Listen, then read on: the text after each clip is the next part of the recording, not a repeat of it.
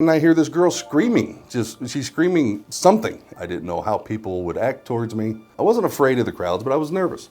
It makes you cry a little. No, but little things like that. I found, and I wish I could see her again and like give her some flowers or something. So when I came here, I wasn't allowed to go in the sauna. Hi everyone, I'm Gary Gowers from St. Louis, Missouri. I've been living in Korea off and on for a long time. I came here the first time in 1997. So I've seen a lot of things come and go and a lot of changes, and I'm gonna talk about a few of those things. People often, they ask me, why did you come to Korea first, the first time? And I don't have a good answer. I graduated university and I started grad school and I was sick of school. And I found a book at the library.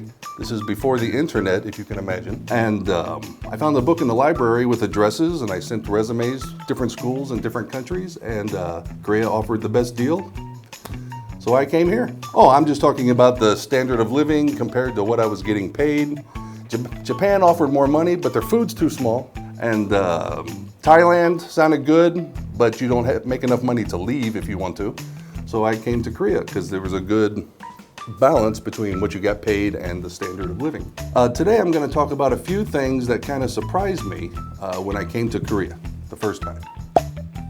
The first thing I'm going to talk about is tipping. And I don't know how many countries tip, but I know the United States tips, and that's where I come from. So my whole life I grew up tipping, and it was just automatic. I go to eat dinner, I tip the waitress, I take a taxi, I tip the driver, and it was just second nature. And when I came to Korea, nobody told me that tipping was not a thing. And even my coworkers didn't tell me, and they had experienced it also. But one day, I was in a restaurant and I was having donkas. I left a little money, maybe each on one or something, not much. And I left, just like always. And I'm walking down the street and I hear this girl screaming, she's screaming something. And I thought, oh, somebody's being attacked or something. I turned around and it was my waitress. And she was like running down the street, waving the money. And she stopped me and I was like, I didn't leave enough? I thought maybe she was insulted or something. And she tried to give it back. And that's how I learned that there's no tipping in Korea. And I still feel guilty now, even all these years later. If I eat in a restaurant and I don't leave money, I still feel a little, I'm supposed to leave money. And if it's a really good meal and a little bit expensive meal, I still tip, even now. I thought it was interesting, and I didn't understand it at all, walking through a neighborhood around where I lived or whatever, and I would see really nice furniture. Sometimes it'd be a nice wardrobe or a complete table and chair set, and sometimes furnishings from like a restaurant or a bar that went out of business maybe, I don't know. And it'd just be sitting on the street. And I saw that, and me and my coworkers did not have a lot of furniture because we had an apartment, but we had like a bed. And that was it. And so we got the idea of taking the furniture back to our apartment building because our building, everybody that lived in it was a foreigner, was a teacher. And so we built a bar on top of our building, on the roof, because it was flat, and we just brought furniture back. And it looked great. It was better than any bar you went to. None of the furniture matched because we'd take it from here, take it from there. Yeah, and our Korean friends just thought that was the greatest thing. They'd come over and we'd have a party on the roof with comfortable furniture, tables, chairs, whatever you want. And we even had an actual bar that three of us carried back. And when it would rain, eventually, it would all get ruined and we would put it back on the street and then we would go furniture hunting again. And we did this constantly. The decor was always changing. It was a lot of fun. That's all I got to say about that. Now, you can find furniture on the curb in the US, but a lot of times, people threw it out for a real reason. Like the dog went to the bathroom on it, or the kids got ice cream all over it, or it was just old and ratty looking and it wasn't fit to use. But just brand new looking furniture. Yeah, I still don't understand exactly why. Yeah. When I came to Korea the first time, it was I had traveled to a couple of countries, but they were English-speaking countries. So this was my first real international experience, was coming here. I didn't know what to expect. I didn't know how people would act towards me, because I see how people act sometimes towards foreigners in the States, which isn't always good. And so I was a little bit nervous, and I knew Seoul was really crowded. And I come from Missouri, and we're less than 7 million people in the entire state. And then you have Seoul, which is like, 10 million people or something like that, in one city. So I was nervous about the crowds. I wasn't afraid of the crowds, but I was nervous. And when I got here, it didn't feel like I was in a huge city because people, even though they were in a hurry, people are always in a hurry.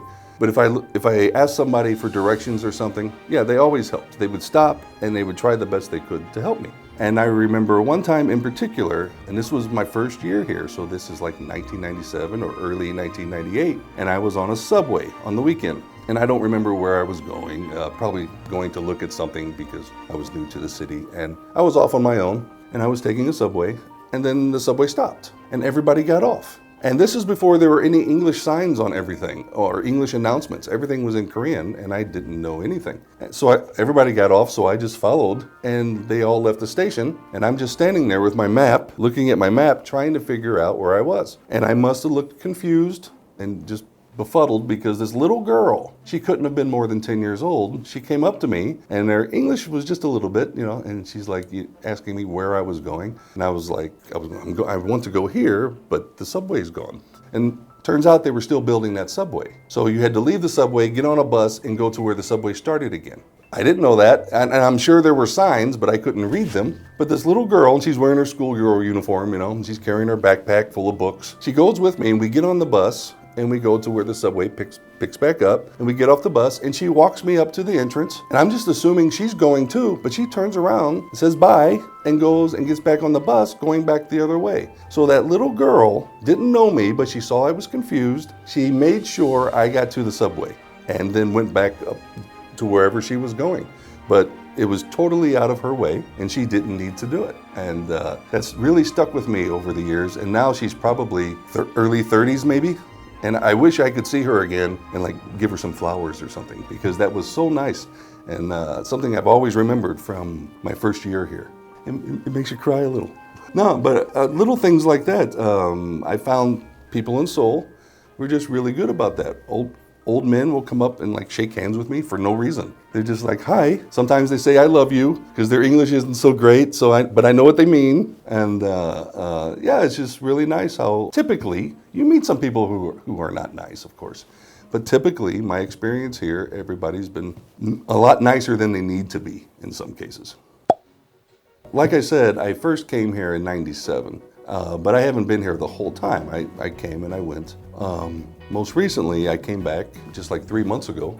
I was gone for 5 years. I went back to Missouri, but I missed Korea, and I came back. And there's been some changes, and one of the changes I noticed right away, being summer and everybody wearing the summer fashion, there's tattoos everywhere.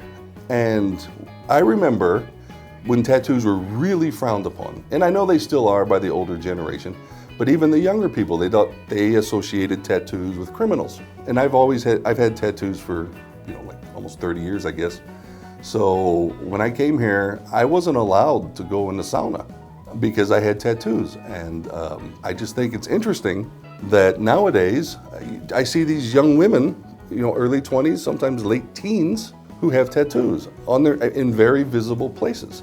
And I know until recently, I remember popular television shows, and I can't remember the names, but some of the comedians were wearing sleeves on their arms because they spent time in the States or Canada and had tattoos, but they were wearing sleeves to hide their tattoos. So the Korean viewers could not see the tattoos.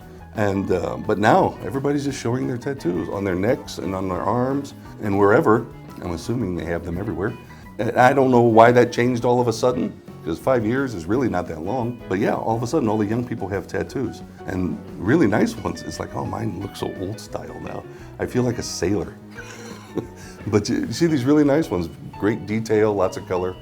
And I know it's still not a legal thing in Korea. And I've learned through some students that there's this underground thing where they are tattoo artists, and they regulate each other to keep the safety standard up, which I think is great, because they're doing it illegally, but they're trying to make it legal. But they're making sure that getting a tattoo in Korea is safe, even if it's not 100% legal. So they sort of regulate each other, and I think that's a really cool thing. Today I talked about past and present that surprised me about Korea. And if you liked what you saw, please like and comment and subscribe to this station. Have a nice day.